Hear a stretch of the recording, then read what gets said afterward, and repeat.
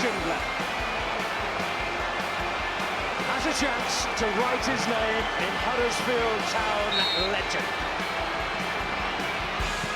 And he takes that chance! This meeting is being recorded. Oh, that's nice. We've been pandering to wokeness since 2018, at least according to a survey we've done anyway. It's the warm-up episode 103. It's Brady and Tom. We're previewing the Coventry game, and we're joined by Dan Pozza Porritt, I've got on my notes. Tom, how you doing, mate? Yeah, I'm not bad, Brady. Can I try something else out as well? This will not. Let's see what happens if anyone can understand what I'm doing. Oh, jumping the gun a bit there. Yeah, I know, but we'll just leave it and can come back to it later. Poz is going to look well confused here. He has no. It's the first time we've got him on here, and we've just freaked him out before we've recorded. If I'd known we were dancing, I'd have done some practicing. Put a routine together. Good man. Poz, welcome to the warmth. Anyway, I was shocked to learn this was your first appearance. How are you doing? Yeah, it is, mate. My debut, drafted in back end of the season to try and fight off the relegation. But yeah, mate, I'm good. How are you boys? All right? Yeah, we're good. Yeah, Would you consider yourself the Warnock of the pod then? A wise old head coming in to fix everything. Yeah, apart from Cozzy, I'm probably the oldest that gets involved. So yeah. Well, if you want it to feel like the main pod, I can get Tom to pretend he's watching La Liga like halfway through it. So. I've got Spurs Sheffield United on in the background. I'll go lay on my bed and watch that. Just keep watching that, Tom. Yeah, just ignore everything we say. Ooh, jokes. Anyway, we've got a game to preview. It's the home game against Coventry City this Saturday. So the Sky Blues are 10th in the table. They're on 49 points, 18 points in 12 places ahead of Huddersfield. They're in really good form as well, lads. In the last 7 games, they've won 4 and they're unbeaten in 5. However, little crumb of comfort here, they've lost 4 of their last 6 away matches. Tom, I'll come to you. The lads talked about it on the main pod on Sunday, but 2 really big home games coming up. How are you feeling ahead of this one? Yeah, massive. I think we touched on it, didn't we, with that kind of run of games we've had, and when we've done the previews for them, we've said how big they are. And I mean, annoyingly, these 2 teams have now come into a bit of form that we've got at home coming up. But I think we've got to be getting 6 points from these 2 games, and starting with Coventry. I mean, that's quite a nice stat to hear that, though, Brady. I mean, they're in form, but I don't. It's not going to be like Burnley, is it? So I'm quietly confident at home. Good man. Poz, are you sharing that confidence? I know they're in good form, but we saw in Warnock's first game in charge how big the atmosphere was and how we, we're down 1-0 and turned a result around and got a win. Yeah, a bit an interesting one, because it's obviously when Warnock came in, we had the great result against Birmingham, the euphoria, I think, carried the team through that match. And then in some respects, well, in a lot of respects, it was a shame that we had a team such as Burnley to play next, because it kind of brought it back to reality. I think if we'd have played someone even up there, but not as good as Burnley, and put in an half-decent performance and maybe, lost the game, but not in the manner in which we lost the Burnley game. You come into Coventry and Bristol, yeah, all right, we've lost, but we've, maybe put up a good fight and shown a bit of spirit and stuff. I think the Burnley result and the performance, really, I know we spoke about it on the main pod. I'm sure you've both listened to that one. Yeah, we kind of discussed the performance more than the result. It was very lacklustre, and it kind of took the wind right out of the sails, and then kind of put doubt back in your mind in regards to the ability of the squad. Coventry on Saturday, you mentioned their form. I think the form is obviously good. However, I always think it's good to play a team, or can be good to play a team where they've maybe gone the 6 or 7 and got that good form in the bank, because law of averages dictate that they'll have to lose at some point. And if you play someone that's sort of 1-3 on the bounce, or that sort of form, you're kind of struggling a little bit, I think. But once they've gone maybe 5, 6, 7 without a defeat, the nature of the Championship kind of almost they're going to lose at some point. And hopefully, if we can get at them, they're not great away, like you say, Brady. Just looking at the last 5, lost 3, won 1, drawn 1. So away from home, they do seem to struggle. And I think if the crowd go into Saturday with the same sort of mentality as they did the Birmingham match, that'll be a key thing. I think if we concede early, although we did against Birmingham, brought it back, I do think that the doubt will definitely start to creep in and people will start getting nervy and start looking at results elsewhere. And if they start to going against us as well, this Saturday could be one of those kind of really big turning points of the season where we might be walking out on Saturday thinking it's kind of all but over. Yeah, that's a really good point, Poz. I mean, Tom, if Town don't get a win here, do you think it's bad news, and that's kind of not the final nail in the coffin because there's still a few games to go, but I don't know. I think, like you said, the kind of bad vibe will come back surely. Yeah, I mean it's not over till it's over, is it, Brady? But correct. I think I did this. I think weirdly I'm optimistic, but I'm always clinging to it. And I remember the season in the Prem, I was like, do you know what? There's still we won 6 games in a row. But I think the positive here, I think if we win 5 games, that's what I'm looking at. We win 5 games, we should stay up just about, potentially. We give ourselves a chance. So it's not the end of the world if we lose this. But when you look at the kind of teams that we've got to play, on paper, this is one that you should be targeting. Yeah, definitely. And I think the thing is as well, like, particularly when you've got a tough run in, which Town have, you look at these games as like must win, but I think Tom Lee's made the really good point that, like, you look at these games like you've got to win against your home games, but no one's expecting anything from Norwich. But the pressure at the other end of the table, like trying to get results and get into the playoffs, it can actually work in your favour. So I don't know. Yeah, we'll see. But Tom, you'll know a lot better about Coventry than I will because you've been down there technically. No, I suppose. Well, you're up north this time, aren't you? So you did. Yeah, go I went close to it, I guess, kind of, on the train, and Tom threw something through the window to me. It was Tom. I caught it with Tom Ward from what is it, Sky Blues podcast, I think. You might have to edit Extra. That. Sky Blues Extra. But yeah, I caught it with Tom. Good lad. He told us all about Coventry so far.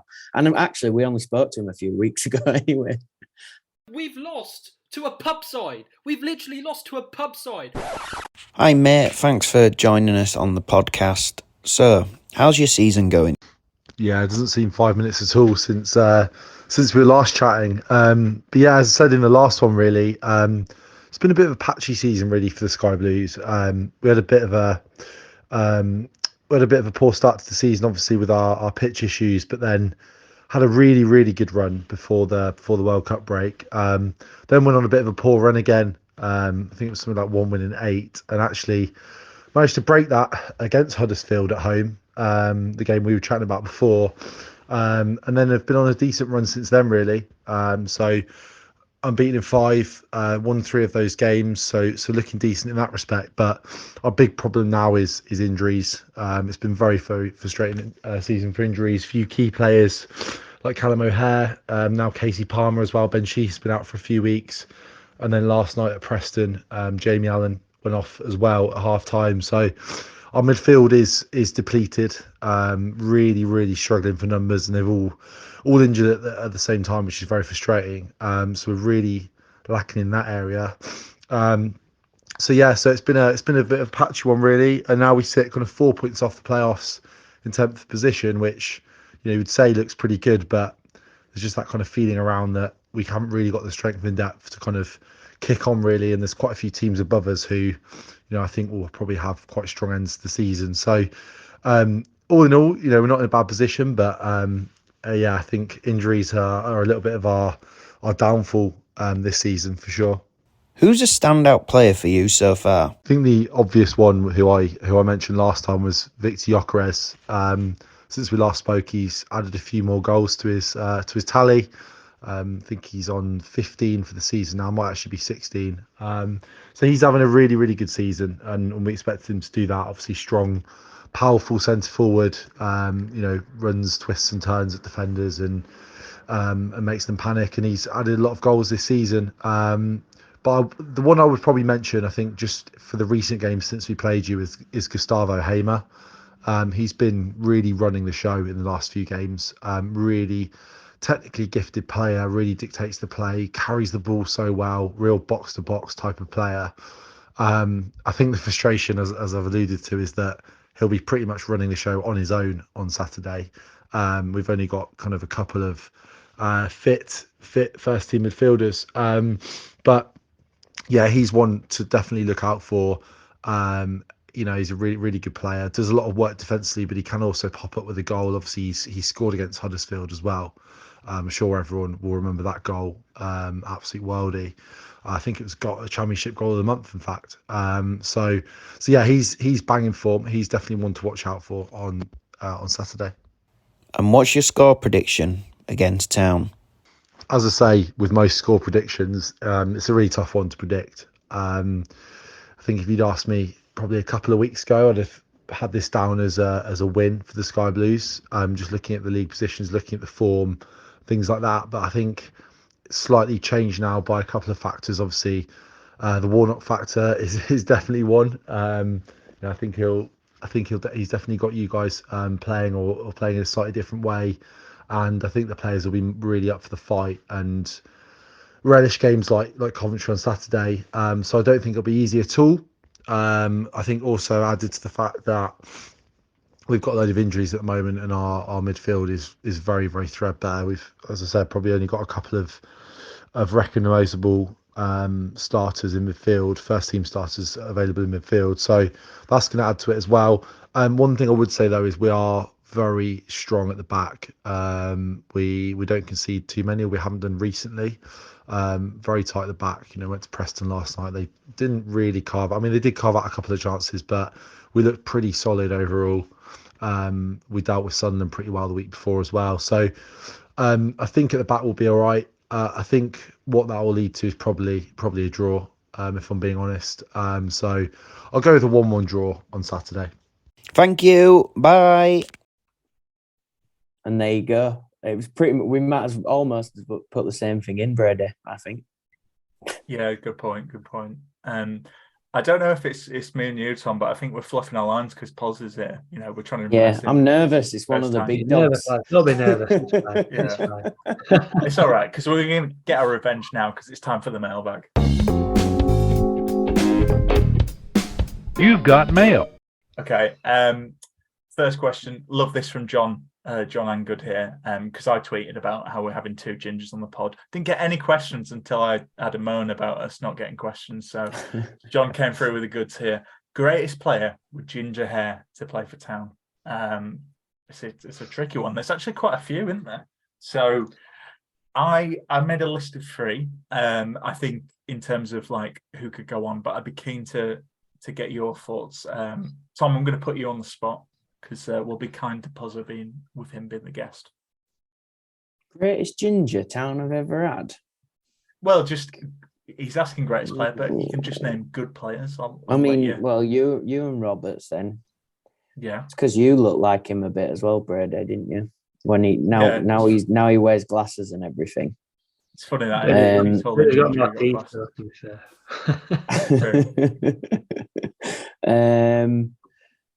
I'm blanking here with Town gingers. I mean, Lewis O'Brien, he's ginger. He is. You have to throw some out there because I'm maybe it's because I'm not ginger myself. Maybe you. The non-ginger don't pick up on it as much as the Brady. Yeah, it's disgraceful, isn't it, Poz? It is, mate. Yeah, I think I'd have to. Who have you got? Yeah, I agree with you and Roberts, and obviously Rocket Ron. Back in the managerial setup as well, he were class back in the day, and typical fiery ginger as well, which is always good, and obviously O'Brien. I think we're pushing it with Ollie Turton. I know the old song Ginger Cafu, but looking at him, he might have a ginger beard, which a lot of people tend to have, but I don't think he's is a true ginger for me. It's not the club. Yeah, I think overall, in sort of my lifetime, would have been Rocket Ron. To be fair, Nice. There you go. That was I have the three that one. I had. Oh, go on. John Worthington. He was John ginger. Yeah, always worthy. Yeah. Oh, he'll give me some grief. I see John quite a lot because he's involved at Gunmuscle and Cleckheaton where I coach at. So if he sees me next time, I've not mentioned him, he wouldn't have been right happy. I'm sure he listens. Yeah. Going to give you beef. That's what we want. That's what this podcast is for. It's all going too smoothly after we had Justin Peach on, isn't it, Tom? Yeah. Exactly. Anything you want to add on that about the kicking off?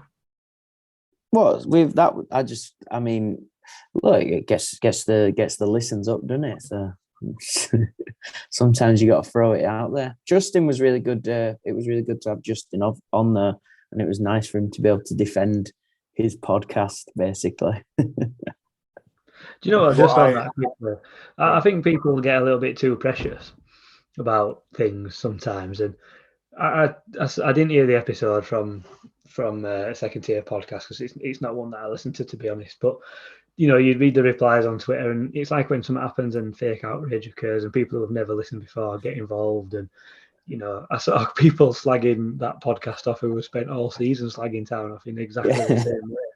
I know it's easy to do when it's your own club because you feel more comfortable doing it and all that, but come on. It's like talkSPORT, innit? Sometimes they're just controversial for controversial's sake, but they've been good to us in the past. And to be fair, when I did listen back from what they said, it were spot on. It were right. They weren't all that nobody else would disagree with too much who support Town. But I just think it all got a little bit silly and all a bit fake outrage for me. No, it didn't, Poz. You're a fraud and you're crap. Twitter fan. I agree with you. It was quite funny because I don't know, we have been terrible all season. Not that me and Tom have talked about it, and you, mate, every game for the past exactly, games. Well, let's change the positivity because we got a question from Marcus Burley. He said, "Do you think there is a player that's going to come up with a big moment from now until the end of the season?" I think if I just purely, probably because he's stuck in my head, and he won the Player of the Month for February. I've been really impressed with Joe Hungbo. I think he looks like he's got something about him. I'm also getting on my winger high horse because I don't want to be that guy, but I remember chatting to Matt when we had Chris Willock, and I was like, we should sign him on a permanent. And Matt was like, no, he's not good. Well, to do an Alan Partridge, who had the last laugh, this guy. So, Hungbo for me, I think could come up with a big moment. But Poz, what about you? Is there any players that catch your eye? Because you think about it, obviously, like Warnock's got quite a few to pick from now. Yeah, I saw that question come in actually, so it's one that I have kind of had a little think about before I came on, so I'm not fully winging it, lads. Good man. I think Radoni. I don't know why he was the first sort of name that popped into my head. Jack Radoni. He seems to be. He's coming for a little bit of criticism lately, myself included. I think he came in as, as a young lad, probably not really expected to maybe even play as much as what he has done. I think almost kind of going to be like a backup to Sorba Thomas, who's obviously now moved on, and people are instantly comparing him to Thomas, myself included. And, he's just not quite made the grade as yet. I don't think he's got that, championship experience just yet. He's a little bit naive at times, but there is a player in there. And I don't know, someone like that who's kind of had an average season, so we say. People have been kind of getting at him, and then, he suddenly does something incredible over the course of 3 or 4 games and pulls us out with a mire. So I think if I won't hang my hat on it, but I'd like that to happen as well, because I've met Jack, and he's a good lad. He's a really young, enthusiastic footballer, and he has obviously got a talent. It just needs whoever comes in after Warnock to try and get the best out of him and maybe bulk him up a little bit and give him that more experience at this level after this season. And I think there is a player there, so it would be nice for Radoni to maybe smash one in from 25 yards against Sheffield United at that back end of the season to maybe see us safe or something like that. So I'm going to go with Radoni for that one, I think. Nice. I mean, that's well liked on this pod, because if you listen to our score predictions, if me and Tom got them all right, Jack Radoni would have about 30 goals this season. Yeah. What about you, Tom? Who do you think could have a big moment? It's a really good question, isn't it? I'd like maybe like one of the senior pros who maybe been underperforming a bit to kind of have a bit of redemption for such a terrible season almost. You know what I mean? Like maybe Tom Lee's pop up with an important goal or just a really good performance. I'd like to see Knockout do something as well. Like, I think I can't remember who touched on it. It was on the main pod, kind of making the point that we've brought in these players, and if they all have their little spells, then you've done your job. And at the moment, I guess we haven't had that yet. But so it'd be good for them to just do something. Yeah, I tell you, actually, you've come into my head since you're talking then about Warnock. Based on who he's hyping up so much, Danny Ward. We saw Danny Ward can have a bit of a streak last season, and I also wouldn't rule out Dwayne Holmes because Dwayne is that type of player, and he's like it gets like 4 and 6 or whatever, and then goes quiet. So don't know. I suppose the answer we'd all like is just anyone who's gone a bit of a run. Get Ronnie Jepson on top corners. Absolutely. Tom, I'm going to direct this one at you because Cam Fry asked this, and I know you love your calculations for the season. He says, Cam says, will 50 points be enough to avoid relegation this season? You've done the calculations. Talk us through it, Tom. I saw you put it in our WhatsApp group the other day, that championship it's not his internal communication channel. That championship predictor thing, I can spend hours doing that, me, sometimes. When I used to be in an office, now I actually have to my money is time being a freelancer. But when I was in an office, it was like, I'll just pretend I'm doing a report, but I was just like putting scores into this prediction league. But I think if we get 46 points, we've got a good chance of staying up. So I think if we've got 50 points, we've stayed up, to be honest. I think 5 more wins and we've got a decent chance. I don't know if that was coming out on your predictions, Poz. I think it's one of them, isn't it? Because when you do these prediction things, you do it with your heart, or sometimes not always with your head. So you look at some games, you think, it's more a hope they'll lose rather than I actually think they'll lose.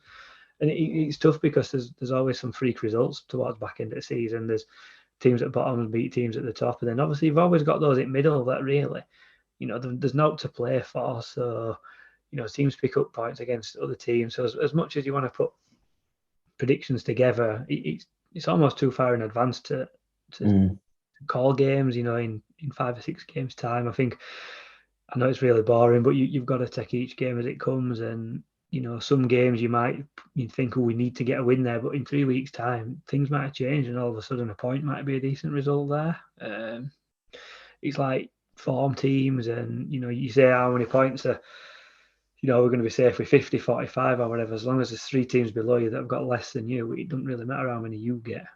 So in some respects, you can do what you can yourself. And obviously, if miracle happen and we win up from now to the end of the season, obviously we'll stay up. But that's clearly not going to happen. I think it'll be tight. I think there'll be one more team that gets pulled into it. There's potential for Reading, depending on the situation, whether or not they get points deducted. I think they had 6 last time, so if they maybe double that to 12, they could get pulled back into it.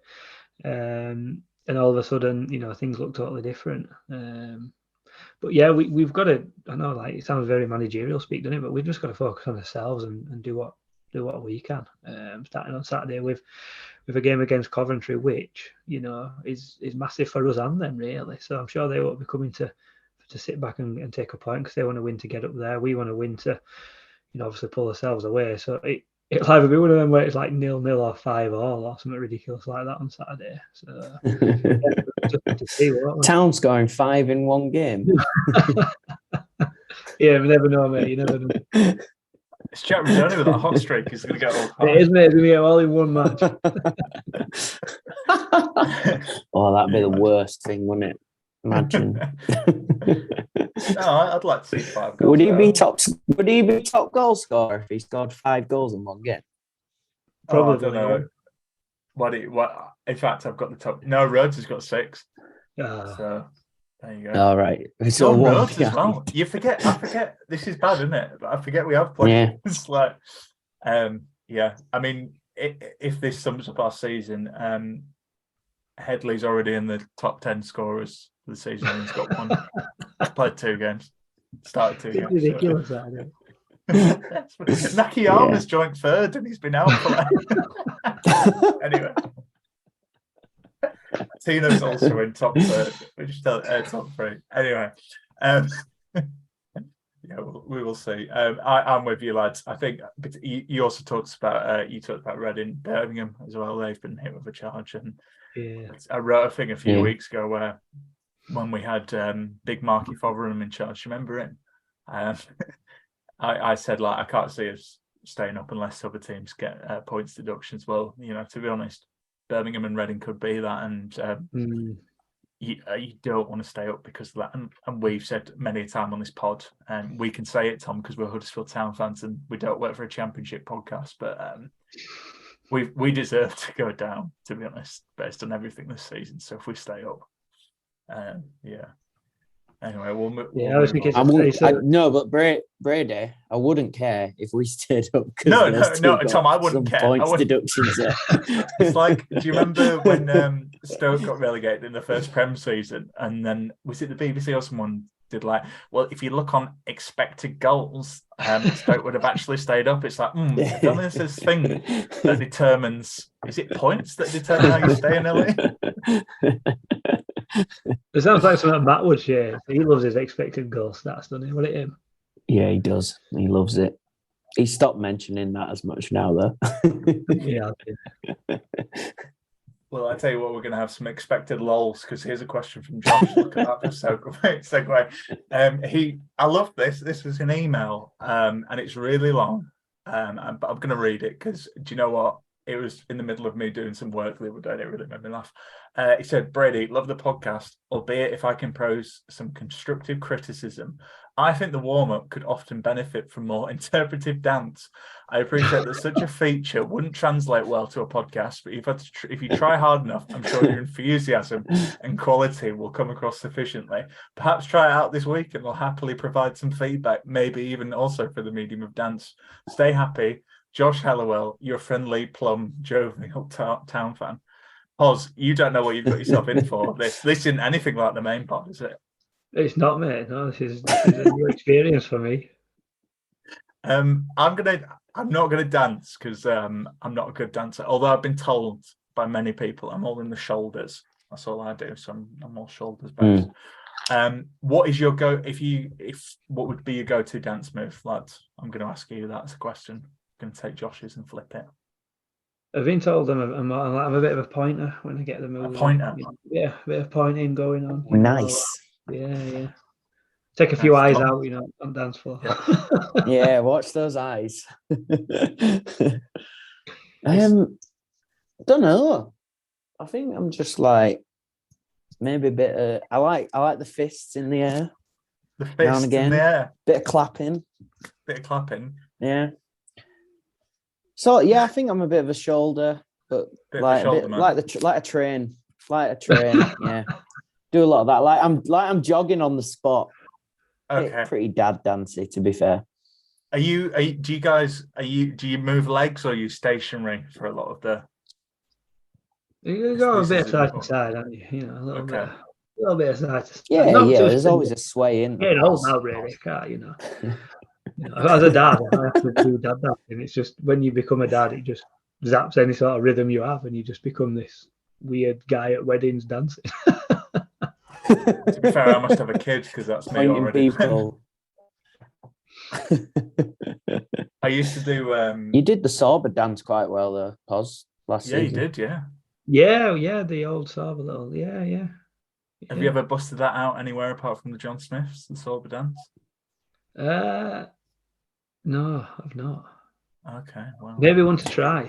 I think I might get my under 8s to try it if the score on Sunday. nice. I was going to try and get you to. Would you do the sober dance if we stayed up? Would you, if they were like, you have to do it on the pitch? Well, Town, if we stay up, Yeah. I'll quite happily I'll meet you in centre circle, Brady, like we did at Luton, and we'll do it together. How about that? That sounds great. I'm well up for that. Club, Excellent. hear that. If you think these penalties is good, you've not seen anything yet. 2 ginger people doing the sober dance. What more could anybody want? 2 of the most awkward dancers of all time on the middle of the pitch. What a way to stay up. Be better than Barnsley. That Barnsley game. Right, okay. I think I had to put a break in here halfway, but I was enjoying the question so much. So let's have a little break now and we'll come back and we'll do You're the Boss. Okay, it's You're the Boss time. Poz, because it's your first time on this podcast, I ask every guest we have, if you were say you're in charge on Saturday, Warnock and Jepson can't do it. My first question is, what kind of manager are you? Are you a tracksuit manager, or are you going to go suit and tie?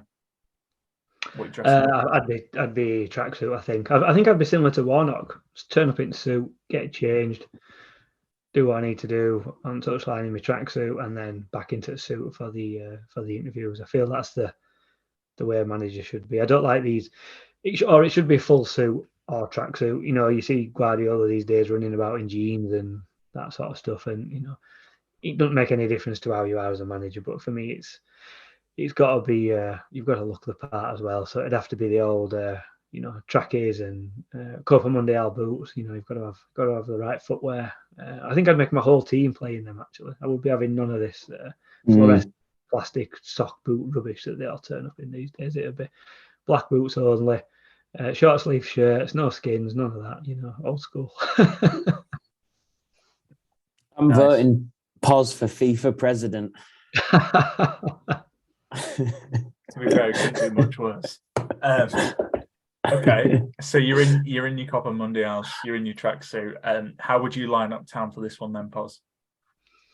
Shall I read you the team from the last game? Will that help? Yeah. Okay, so against Burnley, don't really remember the game. Who knows what happens? It was Bilikapic in net, Reg, Lees, Helik, Headley, Kasumu, Kamara, hung by Radoni, Karoma and Ward, and that was in a 4-2-3-1. But what would you do?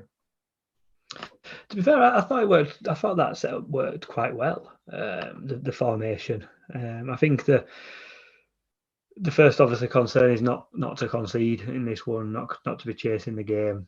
So try to be solid at the back and see where we are on 60 minutes and go from there. Really, I'd really like Warnock's style of football for this situation. Back to front as quick as we can. I'd certainly have the 2 up front and look to just turn Coventry, really, getting behind and cause some problems. Look for those either balls over the top or through the channels and sort of really get at them, because the old adage of attack is the best form of defence. For our situation, I think that has to be the case, because let's be honest, we're not great at defending at the moment, are we? So yeah, I'd probably set up as was against Birmingham, to be perfectly honest, barring obviously any injuries that we might have. I thought that were quite a well-balanced side. I thought Kasumu looked really good at right wing back. Obviously Hungbo caused a lot of problems. And yeah, just go for it, really. There's no point in trying to play fancy football at this stage. Let's just get it in their half, get it in their last third of the pitch and kind of just see what we can make happen. Scruffy goals, these, I'm not bothered about well-worked goals or flair and finesse at this stage. Just get it in the mixer, old Sean Dyche Brexit football style, Yeah, it forward. I'm with you. I don't check.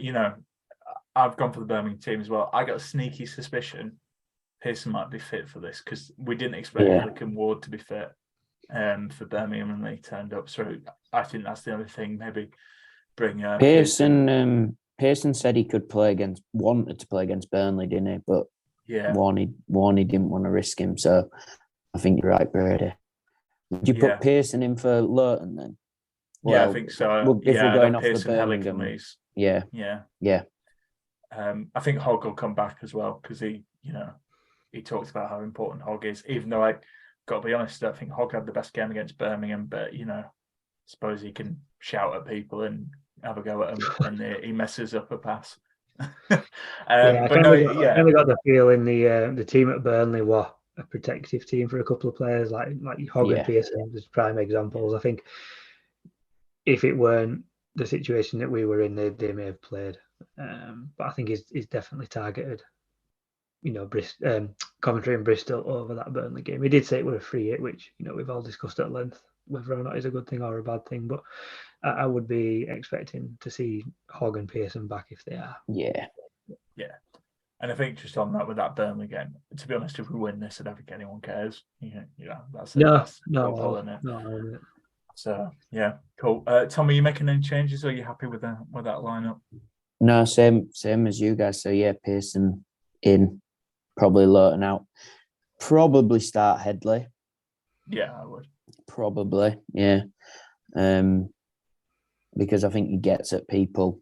I think I'd rather have him on at the start, pushing for like us attacking early on, and then maybe if we're taking the lead, then you could maybe bring Lurton on as a bit of experience and just tighten it up at the back a bit more.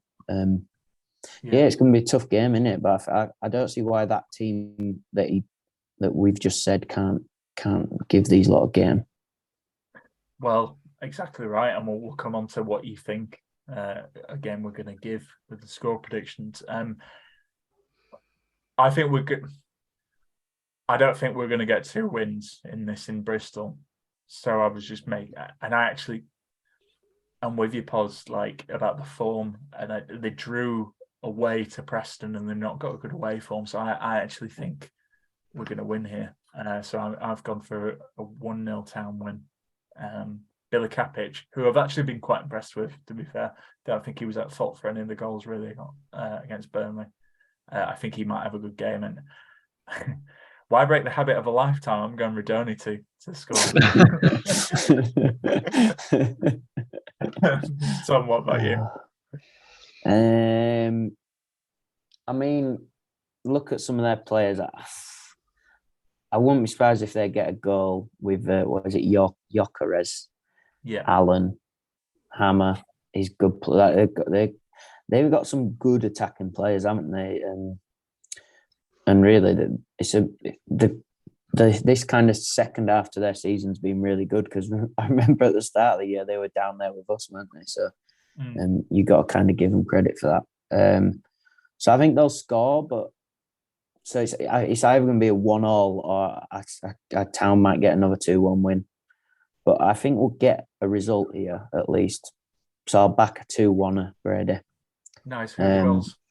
Who are the goals? Let's go for maybe Matty Pearson come back, score one. Remember when he went on that run last season where he scored like 3 in a row or something? So yeah, Matty Pearson to get one.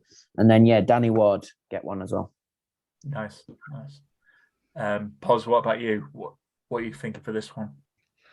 It's interesting because, like I say, we're talking about form and stuff like that. I'm just having a quick look on Footy Stats, which gives a good overview. And looking at current form, their section who will win, it puts us 24% chance, more chance than winning, simply based on our home form versus their away form. So although they are in great form in general, as previously said, their away form's not great.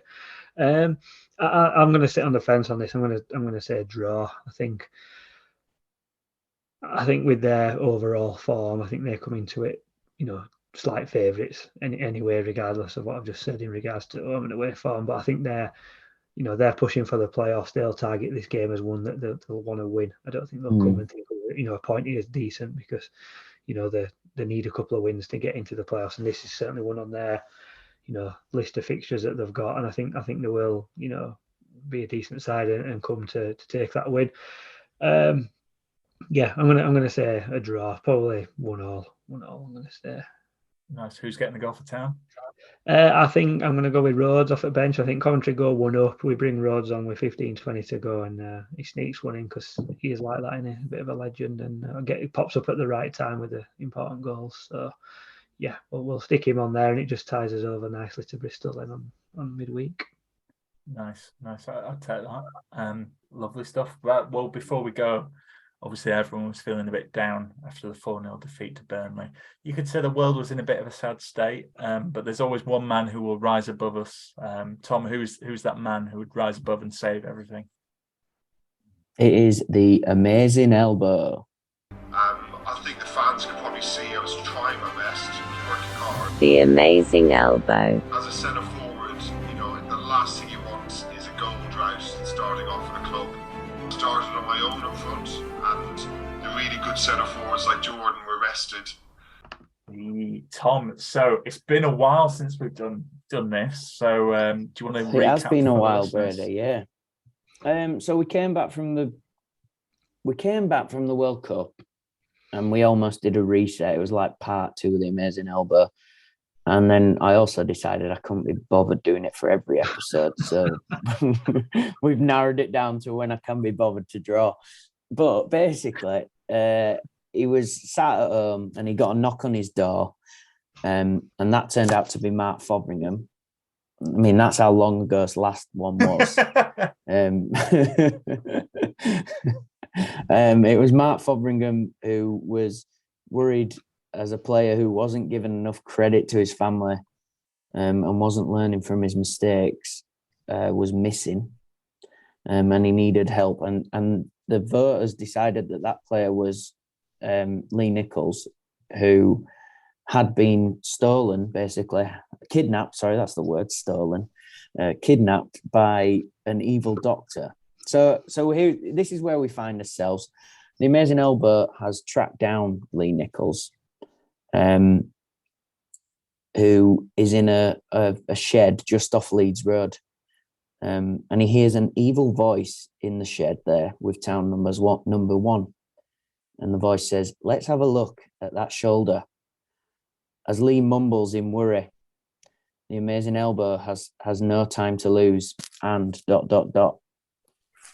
So what we want is, who is the doctor and how does the Amazing Elbow save Lee Nichols? Okay. Shall I go first? Go on then, Brady.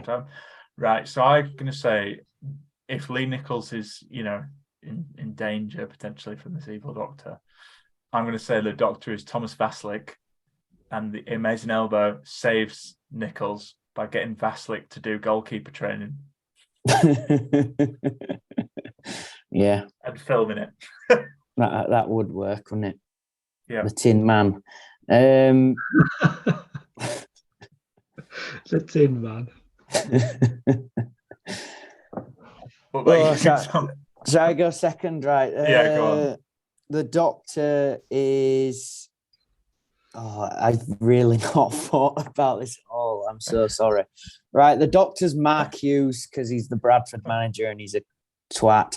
And the Amazing Elbow stops Mark Hughes from ruining this elbow, his shoulder, by, I don't know, throwing chickens at him or something stupid like that. I'd like to see that drawn, actually.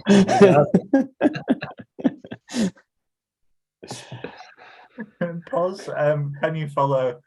I'm not sure. I don't know what's happened today. We've absolutely lost it. So I think the doctor would be Dr. Nick from Simpsons, because Nice. he must be down there at Canalside at some point just to get these people through medicals that we seem to keep buying, because no other proper doctor seems to find things wrong with people, and he turns up and everything's fine, and we sign people that can't walk, evidently. And because he is unorthodox in his methods, he suggests to the Amazing Elbow, the old school WWF, I can't remember what it, Macho Man Randy Savage elbow drop. Yeah. He suggests Lee Nichols lay out floor, and the Amazing Elbow, flies off a top rope, elbows the shoulder and pops it back into position, and all is well. That's really good, Paz. That's so much better than mine. Yeah. And Tom, I'm amazed we've done the amazing elbow on and off all season. We've never actually got the Alan Lee to use his amazing elbow. No, we haven't actually. Of course, Also, how do you know it's Alan Lee? That's a good point. How do I the know amazing it's elbow is anonymous. He's a masked hero. I'm like Scooby Doo. I unmask people. Yeah.